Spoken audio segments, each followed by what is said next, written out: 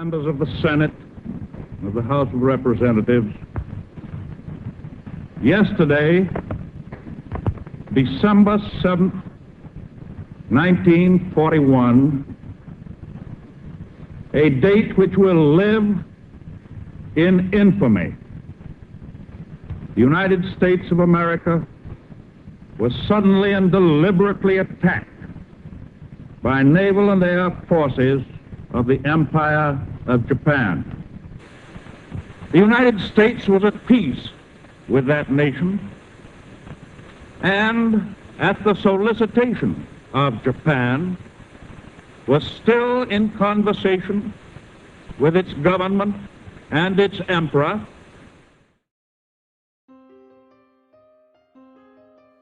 Internment is defined as putting a person in prison or some other kind of detention, generally during wartime.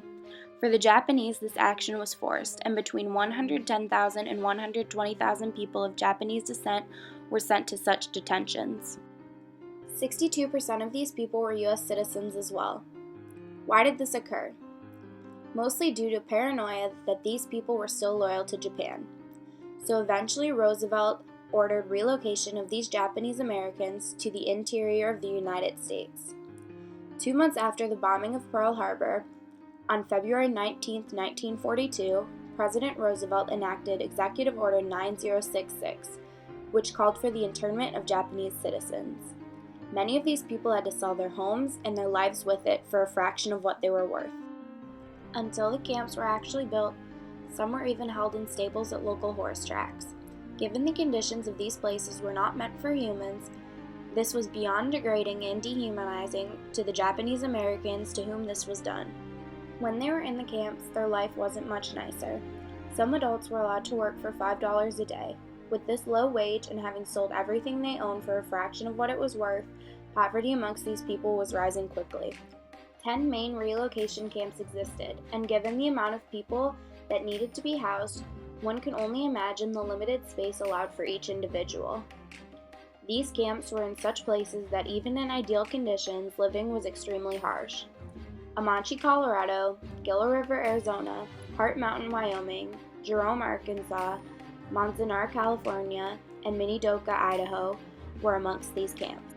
The first of these camps to open was Manzanar, California.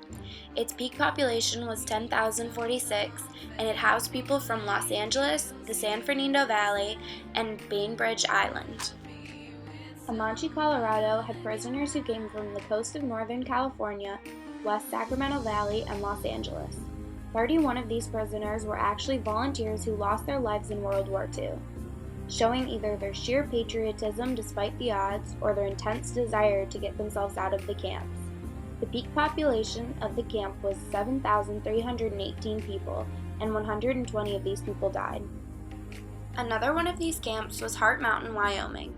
The camp had people from Santa Clara County, Los Angeles, and Central Washington.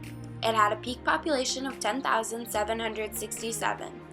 This camp was equipped with military police, searchlights, and barbed wire fencing surrounding the entire camp. These internment camps had extremely harsh rules and punishments.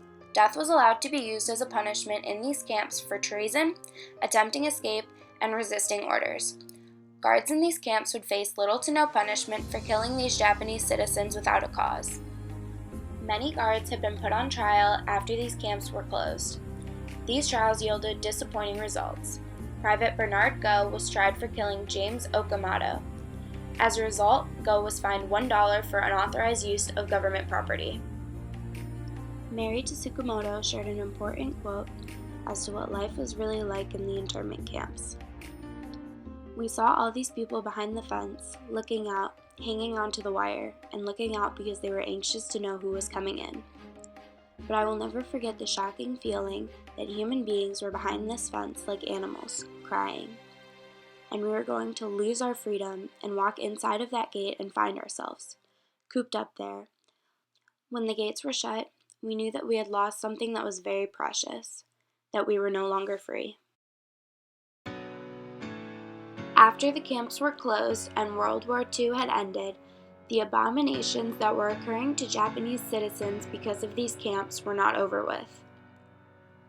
4,724 of these Japanese Americans were permanently moved back to Japan after the camps had been closed. Most of these people were citizens or resident aliens of the United States of America. These camps may seem like a walk in the park in comparison to the death camps that were in Europe during this time period, but they were not.